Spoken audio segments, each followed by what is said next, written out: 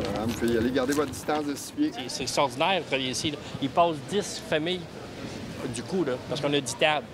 Là-bas, et puis chez nous, on passait 2 puis 3 à la fin. Là. On a une moyenne de 500 familles à toutes les semaines. Okay. Mais depuis qu'on est ici, c'est peut-être la même moyenne parce qu'on a beaucoup de personnes âgées qui ne viennent plus. C'est des nouveaux qui viennent en place. Okay.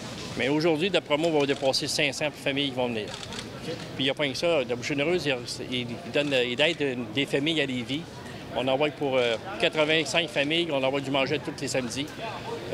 Au lieu de l'acheter, de contenir tout ce qui est bon, je sais à Lévis.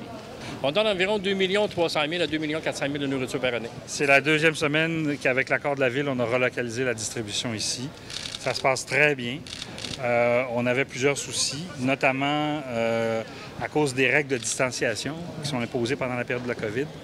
Les locaux de la Boucherie Généreuse étant relativement petits, les gens devaient attendre longtemps à l'extérieur dehors en respectant le 2 mètres. Puis en plus, à l'intérieur, les règles de distanciation faisaient que c'était très difficile d'avoir une...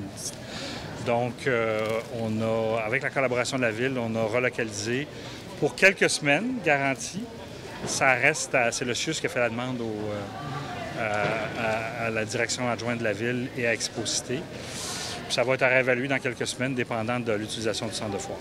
C'est sûr que la distribution de la Boucherie Généreuse, chaque semaine, c'est elle qui reçoit le plus de personnes. Mais de façon générale, en ce moment, il y a plus de demandes qu'il y en avait. Il y a le phénomène que M. Gravel a illustré, là, moins de personnes âgées. Là, il y a des organisations qui ont développé d'autres alternatives pour aller livrer des paniers à domicile. Mais c'est clair qu'il y a plus de nouveaux visages, de gens qui sont touchés par les impacts économiques de la crise de la COVID. Un des défis aussi dans beaucoup de distributions alimentaires, y compris à la boucherie, c'est qu'une bonne partie des bénévoles étaient eux-mêmes des personnes âgées. Donc, ça a posé un défi aussi de trouver des nouveaux bénévoles.